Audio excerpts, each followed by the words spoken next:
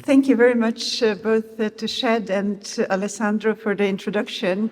Now I'm really nervous and feel the weight of the task on my shoulder. But first, I would just like to say that I'm really delighted to be here, honor, and a bit in awe, both by the setting, but also by the predecessors who've stood here on this place. But most of all, I'm looking forward to our conversation, and perhaps all of this setting is fantastic. It's perhaps, I hope it will be also a setting that allows conversation, as precisely in the spirit that Chad alluded to, of academic conversations, because in this room are also people whose work I've enjoyed reading and following, and so I'm really looking forward to it.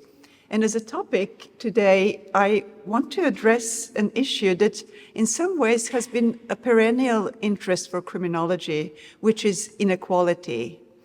It is, in a way, central to what we study, and it has been studied from various perspectives, from Marxism, focus on class, feminist issues, critical race studies. Now, what I would like to do is look at how we can look at and study inequality from a global perspective within criminology and criminal justice studies.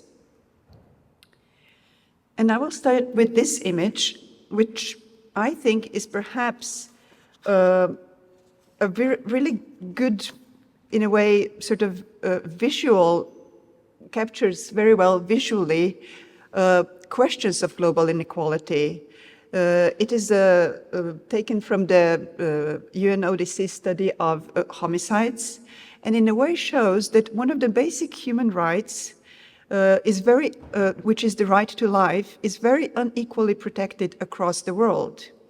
It is the UNODC Global Study of Homicide for 2019, and shows that homicide rates in Europe has declined by 63% since 2002, and is now 3 per 100,000 inhabitants. Now, what we see as the dark red countries on the map, is, especially in Latin America, the homicide rate is the highest recorded in the region since reliable records began in 1990. Especially Central America and South America, they have at 25 and 24 per 100,000 inhabitants, they have really high homicide rates, and the highest in the world. Now, what is also interesting from the perspective of inequality within criminology is that gray areas have no data on homicide that could be used for the study, which also says something about epistemic inequalities that informed criminology. So I think this is a very good example of how the topics we study as criminologists are shaped by inequality, which is not only national, but also global. Yet the global dimensions of inequality have not been really properly addressed, at least I don't think they have, and that we need a more nuanced apparatus to do that than simply transporting how we study inequality in a national context to a global level. So my sort of plan for today is basically to ask, how can we study and conceptualize global inequality? And I think in order to do that, we need to reread intersectionality perspective. Now, I'm not going to offer a coherent set of answers, but rather some observations and concepts that I have been working on and that have crystallized as a result of 2 empirical projects that I have worked on in the past decade or so. One on the use of penal power at the border, and the other on victimhood, memory, and consumerism in Medellin, Colombia. That was the book that Alessandro mentioned that came out last year. Now, as I said, I will suggest that in order to understand the production of inequality on the global level, we need to revisit and adjust intersectional perspectives to incorporate the relevance of citizenship. Intersectional approaches have always been concerned with the role of the law in relation to inequality, and have inspired several really productive movements within legal studies. But in order to be applied for the purpose of studying global inequality, I think they need to be adjusted, and I will suggest that especially taking into account the importance of citizenship is one such adjustment that needs to be made. Of course, why does it matter? I think it matters ultimately for our conceptions of justice and criminal justice that we ultimately are interested in. So I will start with nothing less than citing the canon. In his seminal work on a theory of justice, John Rawls constructed a famous thought experiment known as the veil of ignorance. In order to be able to discuss in a principled manner issues of justice, fairness, and social equality, Rawls asks us to imagine a situation where no one knows his place in society, his class position or social status, nor does anyone know his fortune in the distribution of natural assets and abilities, his intelligence, strength, and the like.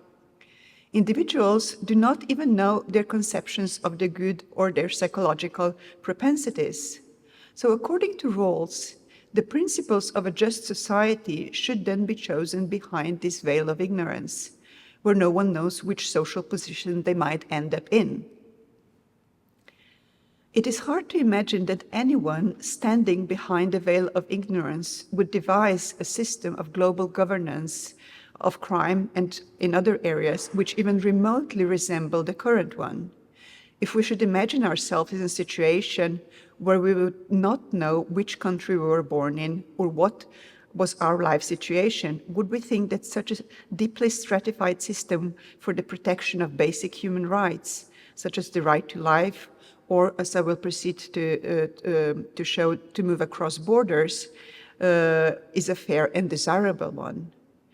Although Rawls's work has been open to criticism, and I will say more about that later, applying his fairness principles can be a sobering experience.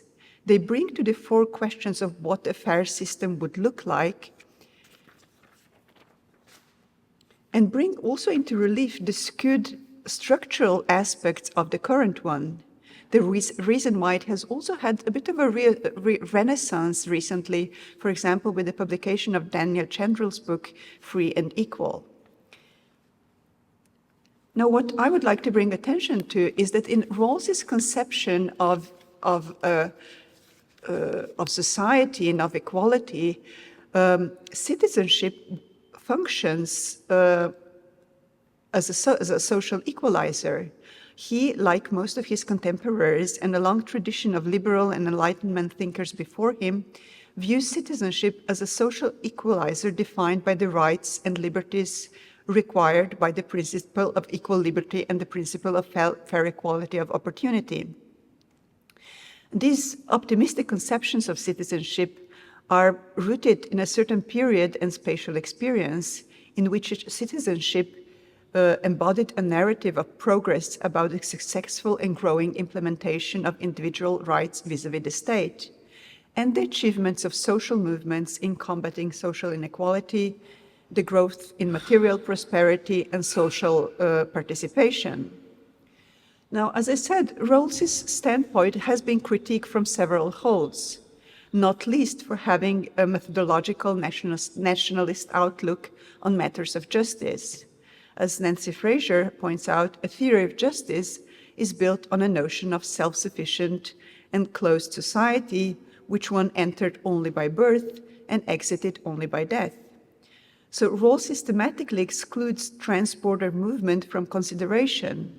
It is worth pointing out that A Theory of Justice, a book over 500 pages, does not even once mention nationality.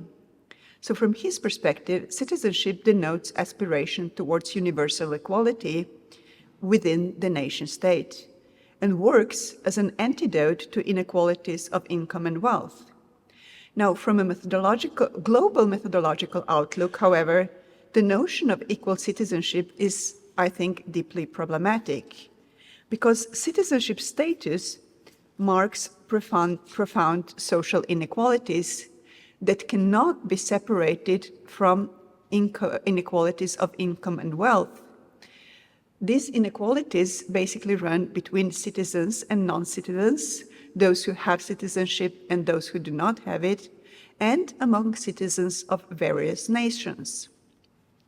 So these two dimensions of inequality are not mentioned by Rawls, and I will proceed to show how they matter, especially to matters of crime and justice.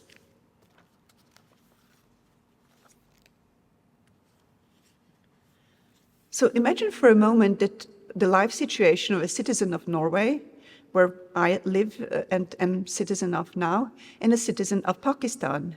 In visual terms, their unequal positions of mobility can be imagined through the following two maps, borrowed for the purpose of this discussion from Wikipedia. Pakistani citizens need a visa prior to arrival to the vast majorities of countries, colored gray, while a few mostly African countries offer a possibility of prior electronic authorization or e-visa. Now, for a Norwegian citizen, on the other hand, the world appears to be open for exploration. Norwegian citizens, regardless of their wealth and social status, although they might be constrained by them, enjoy a formal freedom of movement within the EU and do not need a visa to most countries in the world. Only China, Iran, and Afghanistan, North Korea, and several African countries require a visa prior to arrival.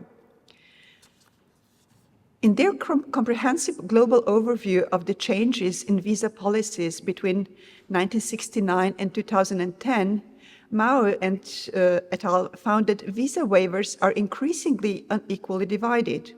While citizens of OECD countries and rich countries have gained mobility rights for other regions have stagnated or even diminished, in particular for citizens from African countries. They argue that this clear bifurcation in mobility rights over the past half a century is leading to a global mobility divide, named by some other scholars as a global color line because of it is in central ways also shaped by race and ethnicity. So rather than an antidote to the inequalities of income and wealth as Rawls saw it, citizenship status is an expression of the inequalities of income and wealth, as well as other inequalities stemming from long-standing historic and racial injustices. And what is important to keep in mind, especially in the context that we are standing in today, is that the law is an essential element in creating and maintaining these inequalities.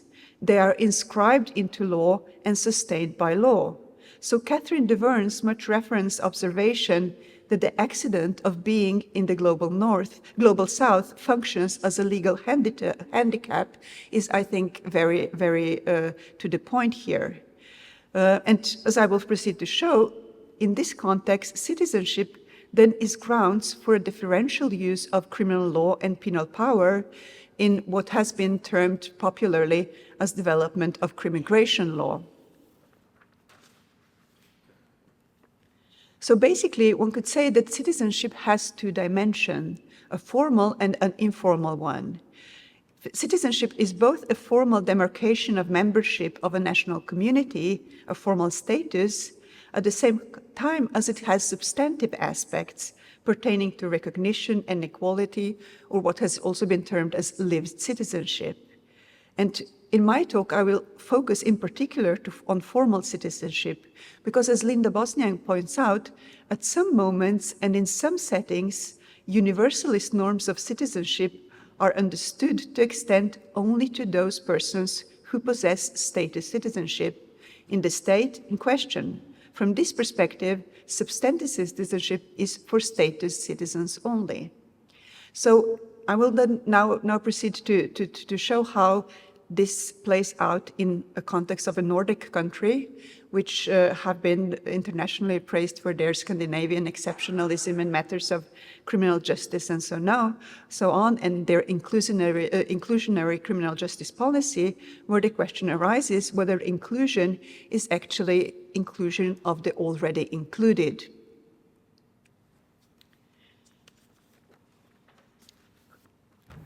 However, issues of membership and citizenship in particular are very seldom explicitly considered in criminological writing, also in criminal law writing, and in criminal policy.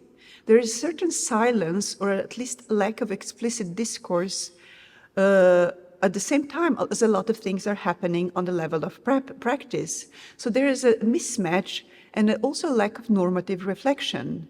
Questions: what kind of communities are individuals in question a part of? What kind of community will they be included into?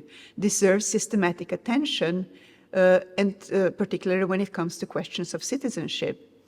So Lucia Zedner has pointedly asked, is criminal law only for citizens? And I think this is a very pertinent question.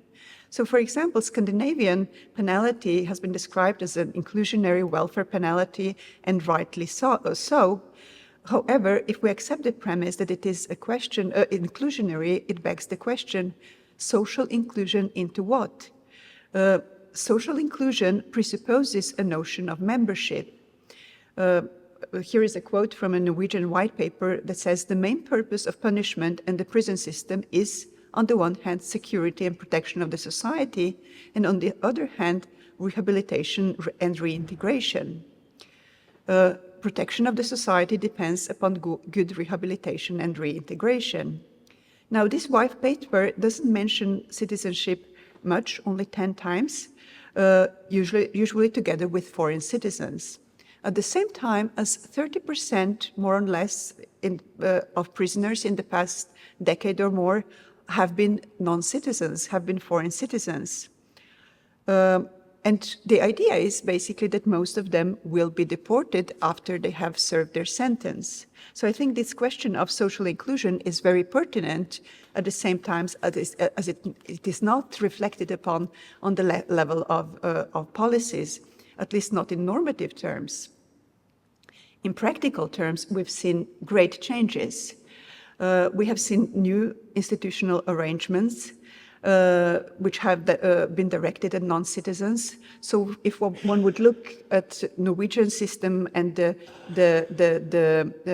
various institutional arrangements, we have, first of all, one closed detention facility, which resembles a prison, which is quite, compared to the UK, quite little, but what we have is, in 2012, Kongsvinger prison was established as all foreign prison, where the idea was that people who would be placed there would be then sort of sent, deported afterwards.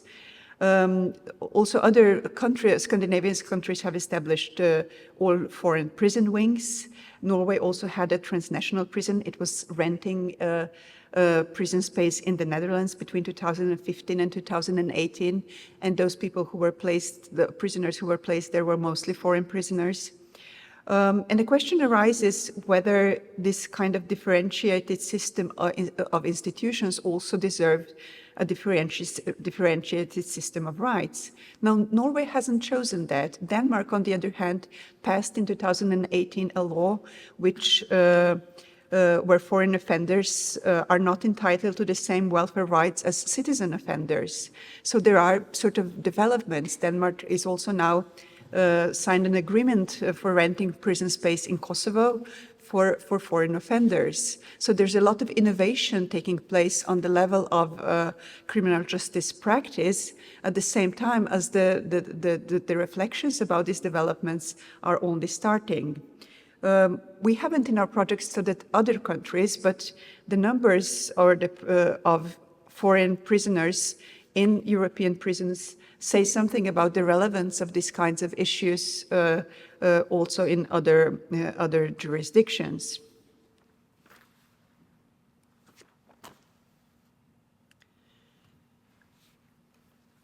Now, I've framed this development of sort of differentiated use of penal sanctions as a bordered penalty, because these populations of non-citizen offenders are subjected to a different kind of penalty than citizens offenders. where the purpose of migration control is then intertwined with traditional penal rationalities such as deterrence, rehabilitation, retribution, and so on. And this intertwining of criminal law and immigration law has been, as I mentioned, termed as crimigration law. The term comes from the US context, especially with the work of Juliet Stumpf and her seminal article from 2006. And where we found in our project that punishment is basically central in the creation of alienage, that residence rights can be taken away from people through the process of deportation for actually quite minor offenses. So citizenship and membership issues are then of central importance to how and why states use penal power. And we found out that punishment is both used in order to deport, so especially EU citizens who have in principle the right to stay in other European countries, including Norway, were often being punished in order to deport, often for quite minor offenses. Many of those would be also citizens of of Eastern European countries, especially Romanian, Lithuanian, and so on. At the same time, as in practice, sometimes deportation was used instead of punishment because it was seen as more cost efficient, having a lower threshold for evidence and so on. So in a way, same offenses could produce quite different outcomes. So for a Nigerian citizen, let's say arrested for a possession of smaller quantities of drugs, he could be simply just be deported, and the authorities would think that this would be actually much more painful for him than being punished. For an EU citizen who would then be fined or would get a small prison sentence and then sent out, whereas a Norwegian citizen would usually just get a fine or now increasingly no kind of reaction at all. So same offenses produce quite different penal outcomes. Now, citizenship is also relevant, citizenship status is also relevant as a direct source of criminal offending in a sense that it is producing illegality. Not having your residence permit, being without papers, is basically a condition of permanent illegality that then creates vulnerability and is intrinsically connected to social marginality, economic and sexual exploitability, and potentially also violence. So in an article that I published together with the colleague Dorina Damsa, we sort of argued that citizenship status should be incorporated as a component in equality within intersectionality scholarship. Dorina did these fantastic interviews with women without papers in Denmark and in Norway. And here's one, for example, Amina, who says, if I had papers, I would be settled. I would have rights, but I don't have rights. I cannot move. It's like a prison, a peace prison. Similarly, Lavinia said, I think I got the bed bugs from the place where we slept last night. And Dorina asked, what kind of place is it? She said, we slept there before. Lots of people sleep there on mattresses, on the floor. It's not good. It's not clean. 75 crowns a night. It's pretty hard to be on the street now. The police are stricter, a lot stricter. In the last 2 years, they've gotten much stricter. They pick up people sleeping on the street and then give them 21 days in prison and deportation. I'm exhausted. So Nordic cities, many of Nordic cities have introduced bans on sleeping rough, which naturally mainly affect the most socioeconomically disadvantaged populations. Although Lavinia was Romanian citizens of Roma origin, and although this prohibition on sleeping rough is in principle a universal prohibition addressing citizens and non-citizens alike, the repercussions of its breach are most acutely felt by non-citizens, with fines and prison sentencing resulting in deportation. So their rights of staying in the country, which are based on their EU citizenship are basically then cancelled through the fact that they are being fined. It thus shows the intersection of legal structures with class, citizenship status, and racialization.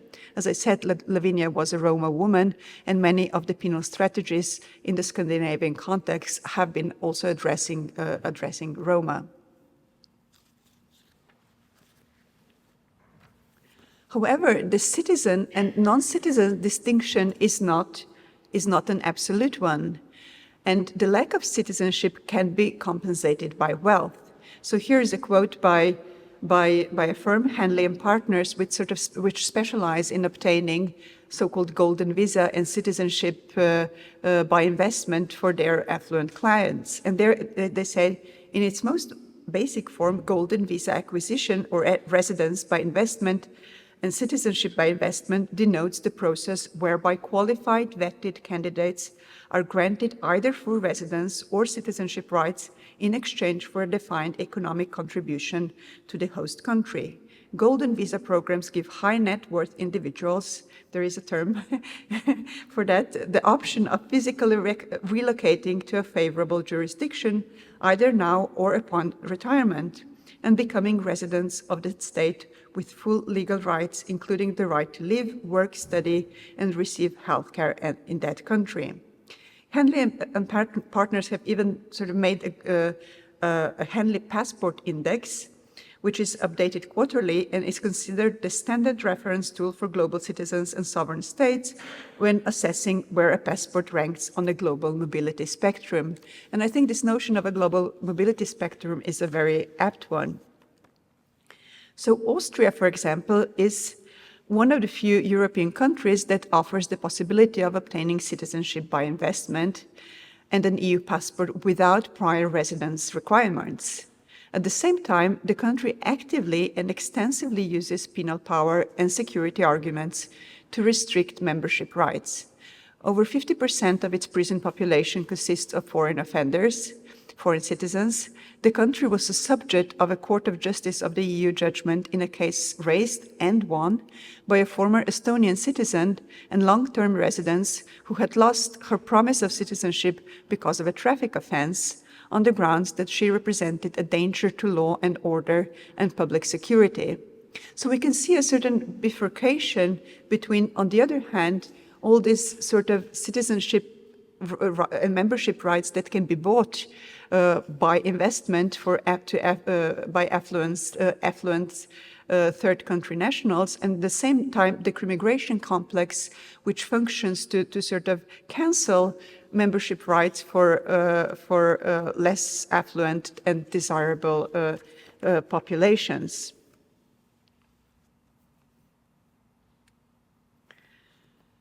So citizenship status both defines legal handicaps as well as social privileges. And I will mention later, but I do not have the time to go in detail, that this can play out in many different ways in terms of financial transactions, non-compliance, terrorism risks, all kinds of ways of sort of ranking countries according to their levels of risk. So citizenship in that way is not a static concept, but there is a variety of differences between citizens and non-citizens.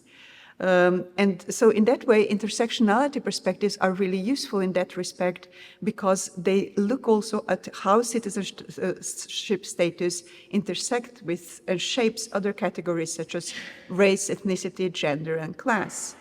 So we can have a variety of constellations, both having formal membership but lacking substantive membership, but also then lacking formal and substantive membership. So there's a lot of room actually for empirical investigation here. But what is interesting is that citizenship is, in a way, a category of global governance of unwanted behavior. So the Hanley Passport Index is not unusual in that respect.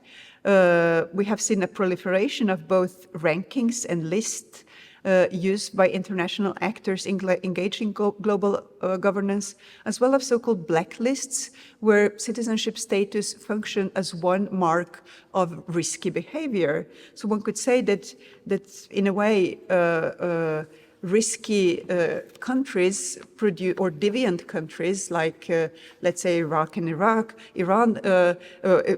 and or Afghanistan, then produce deviant individuals simply by bestowing upon them the citizenship of the country. So this is why I think that the notion of hierarchies of citizenship can be quite useful for conceptualizing these processes. So the concept brings attention to the diversity of the landscape and the importance of being analytically attuned to the comparative differences. It offers a more nuanced understanding of global divisions that can be expressed through binaries such as citizens, non-citizens, or, I think, importantly, global north and global south.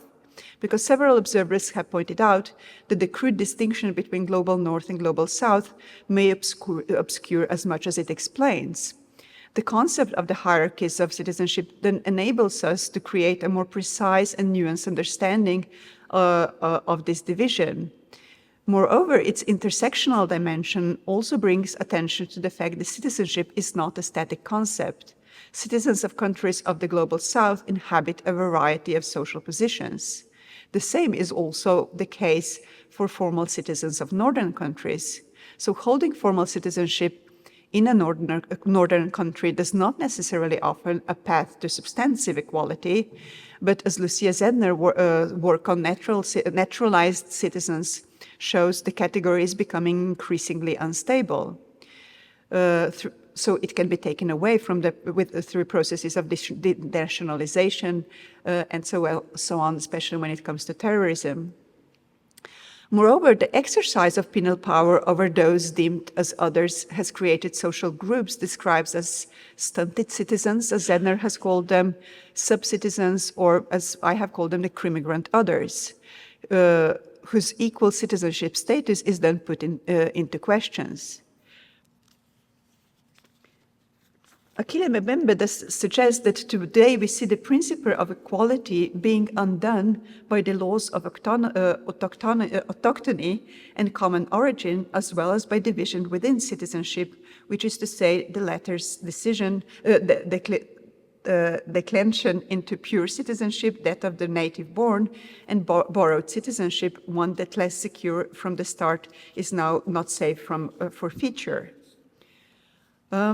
So I think I'll stop how much, because this is in a way to sort of wrap up the findings of the project that we had on migrations and border control, and then I'll sort of move to the other empirical project that I did with my colleague David Rodriguez Goyes, in the book that came out in September last year. Which looks at a different kind of global inequality, whereas the one that I described now was in a way focused on control. This one is focused on the experiences, unequal experiences of victimhood. So because the book is a very different story from the one I just told. It's a story of Medellin and the victims of drug-related violence that took place in the 1980s and early 1990s. And it is a story about how victimhood is culturally portrayed in global media and consumer practices, and the global differences in how trauma is portrayed and then also acknowledged through the notion of victimhood. And as a Norwegian, I'm sure many of you may remember the tragedy that happened in Norway, the July 22nd attacks that took place in 2011. And for us, it was interesting that Netflix made a movie about that tragedy. And Paul Greengrass, the director, he said, when filming stories of violence like this one, one has a responsibility to make a truthful movie, but at the same time restrained and decent. It is difficult to balance these objectives, but I think it is necessary. So when Netflix in September 2018 released the movie about the terror attacks, the victim support groups was offered the possibility of seeing the movie before it was released to the public. Health personnel were available to the victims and survivors of the attacks during the screenings. Many of the people portraying the victims, the actors befriended the survivors or their families. So there was, and this was a very, very different approach than the one described in our book, which is the stories of Narcos. Now, I don't know, I won't raise your hands who has seen Narcos, but I would expect that most of you are familiar with the series. And what we did is, through various methodological avenues, we tried to study the consumer culture and industry that has emerged in the very much as in the wake of Narcos, in both in Medellin but also globally, because in the 1980s and 1990s, early 1990s, the city was one of the most, if not the most violent city in the world. In 1 year, for example, in 1987, the estimated number of homicides in the city of 2 million was 3,000. So it was really a very dangerous city. Much of the violence was connected to the clash between the Medellin cartel and the state, and especially embodied in the figure of the drug lord Pablo Escobar. So we did both ethnographic observations in the city, interviews with taxi drivers,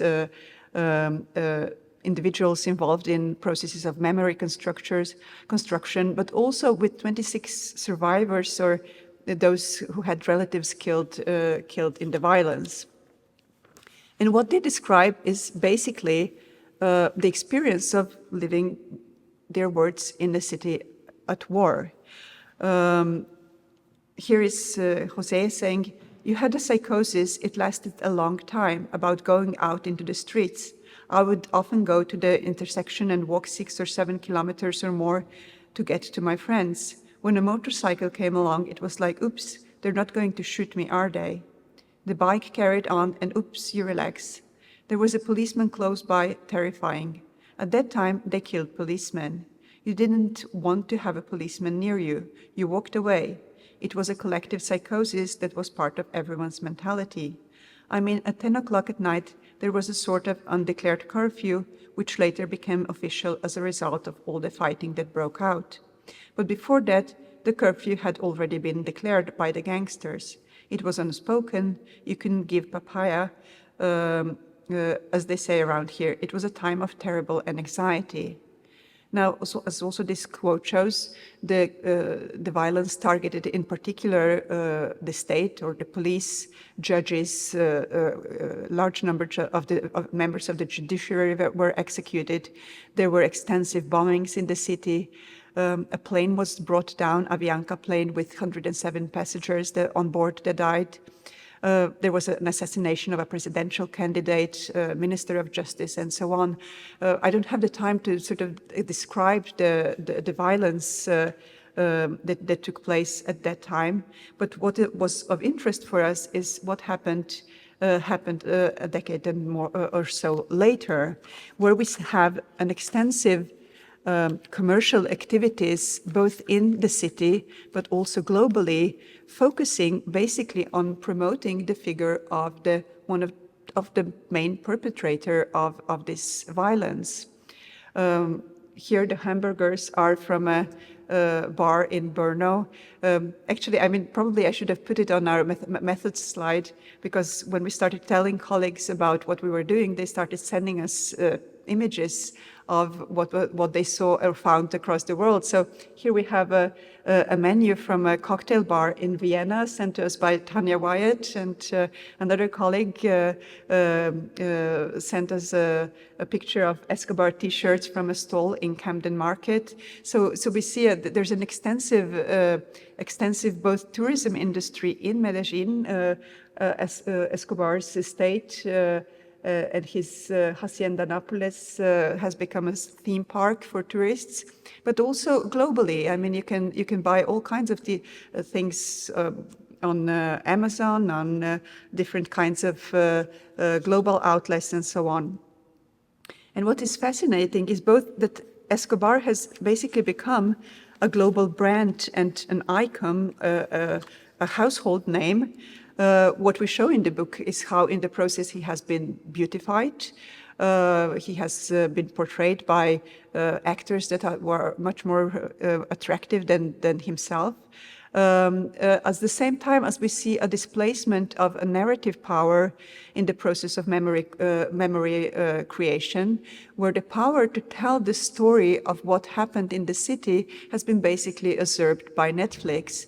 Netflix has such a narrative force that basically it has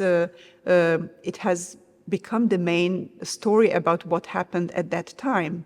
We describe these commercial processes as a trauma economy, or we draw on Sturkheim's concept of the trauma economy, although the notion of trauma is completely changed here because the traumatic elements of the city are not acknowledged. It is the entertainment value that is really important here. So David also did interviews with producers or those who were involved in the production of Narcos. And one of them said, if you want to learn about history, go elsewhere. There was no interest in being rigorous with the content. The goal was to entertain and make a profit.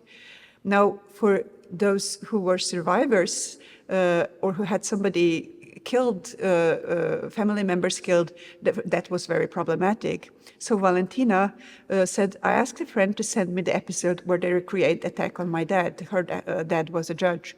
I was outraged. It bothered me because my dad never ran.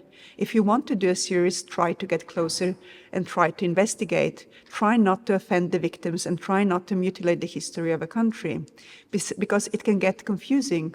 Although they say the series does not correspond to reality, it makes me angry. It bothers me.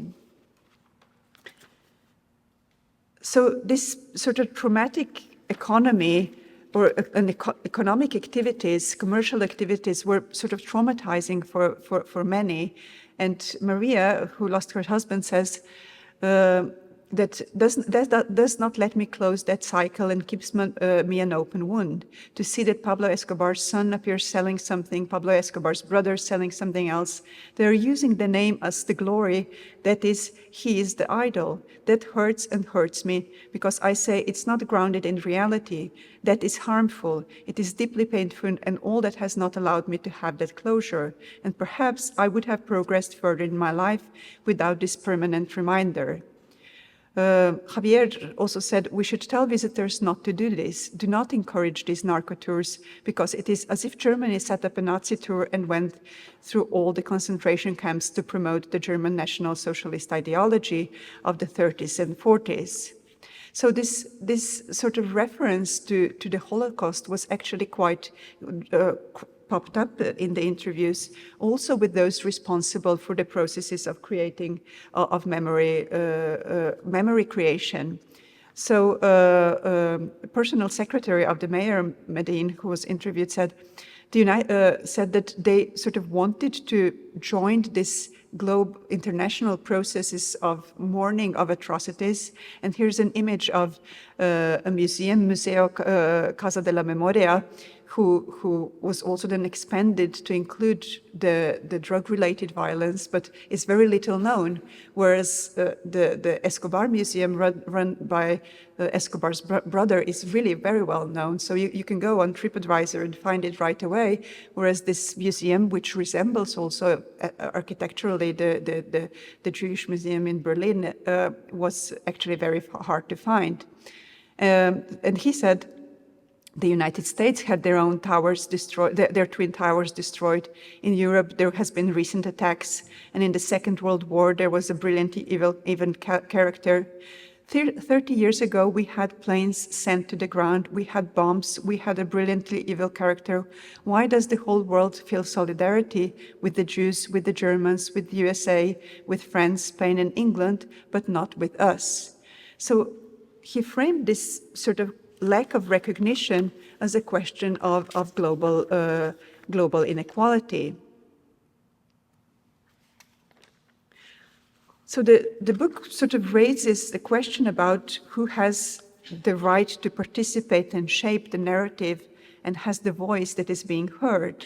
And for many of the Medellin's inhabitants, they have sort of been unable to narrate their trauma and shape their collective memory due to the narrative power of the global media and the commercial focus on one of the main perpetrators. Another aspect has also been that the drug-related violence is not really the kind of violence that receives the kind of recognition that would, in a way, involve inclusion into the practices of transitional justice and international commemoration of mass violence, despite the fact that the numbers of casualties certainly meet the criteria of civil war. So these victims of violence were, for example, excluded from the Colombia's victims law, which only covers direct victims of the conflict, so which means those affected by the guerrillas, paramilitaries, and agents of the state. And for many of the victims that we talked to, they found that difficult to accept. So Emilianos, he said, it's incomprehensible why the victims of drug trafficking are not regarded as victims, forgive the redundancy, but makes no sense. From a legal point of view, it's absurd to say that victims of drug trafficking are not victims of the armed conflict in Colombia, when it is common knowledge that the cartels were financing the guerrillas. They financed the storming of the Palace of Justice. This is a proven fact. They financed the protection of their crops and promoted guerrillas and paramilitaries. It is incredible that a law was passed that does not apply to victims of drug trafficking. Now, I know that this is a really very complex question about the definitions of both war and crime, and I think there's another discussion to be had, and perhaps we can have it in the Q&A. But what we were sort of interested in is that there is a sort of global hierarchy of victimhood as well. And the question that we asked is what kind of violence or what kind of victimhood experiences can be commercially appropriated? Why do certain traumas get recognized while others do not?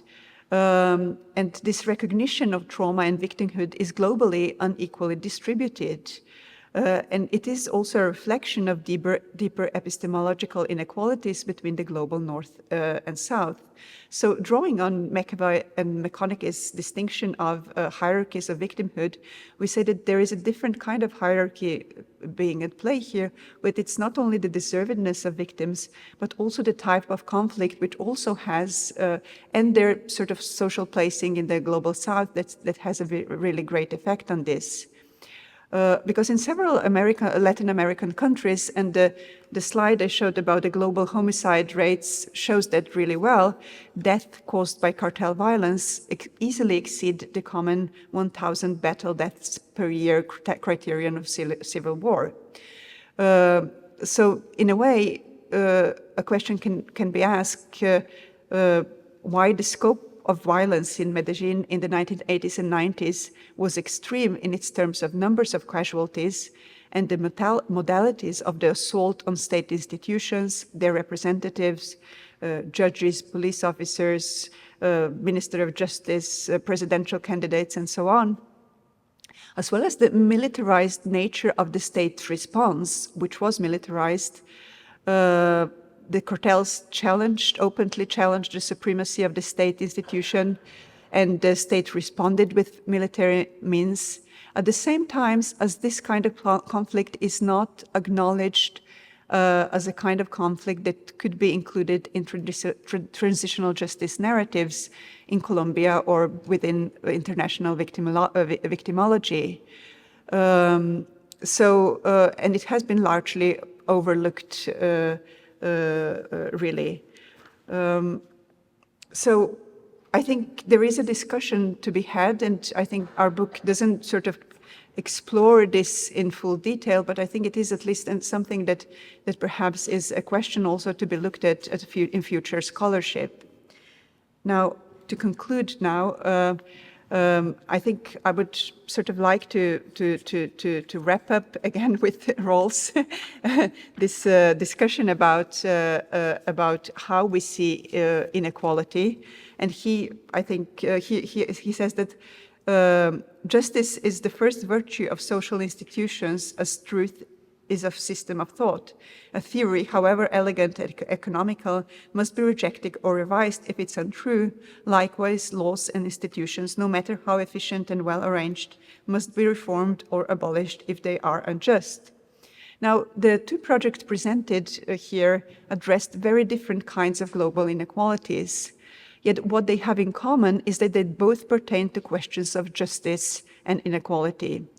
And critiques of social inequality are increasingly gaining purchase in contemporary academic writing, with Thomas Piketty's work, Chandler's book, as I mentioned. Despite the problematic assumptions of Rawls' approach mentioned above, I think his observations about fairness carries considerable currency and offers a fruitful platform for the critique of growing social inequalities, including the inequality of mobility and membership, but also the unequal victimhood positions. A world governed by hierarchies of citizenship is limiting people in reaching their potential and exercising their freedoms, including the freedom of movement, right to life and family life, education and work. Similarly, my status as a Northern citizen could potentially enable me to inhabit a very different position as a victim and radically different possibilities of achieving recognition and accessing legally available avenues to justice than to victims of the Global South. And Nicola Lacey argued in a recent article that exposing the upshot of social injustice for criminal injustice is a hugely important contribution to political discourse. Now, this may seem as self-evident to criminologists at the same time as it is, I think, worth to dwell upon, because it invites not only criminal justice to reform, as exemplified, for example, by Black Lives Matter movement, but also a reassessment of criminal law's regulatory reach and openness potential for responding with non-criminal justice means. Now, Lacey, she describes as three types of injustices: material, epistemic, and injustices of standing. She doesn't mention injustices of membership, which I think should be included in this in her overview. So I think we should sort of think about different. How can we conceptualize different notions of justice, which and in a way, the theory of justice is based on a conception of democratic society as a closed system, and that is, as Linda Bosniak points out, empirically unattainable and normatively unsatisfying. So the question is, how can then we extend justice to non-citizens, both proximate and distant, and develop a more nuanced understanding of the inequalities, and also challenge some of the naturalness of these inequalities and their sort of embeddedness in legal constructions that they build upon. So I think I'll stop here and say thank you.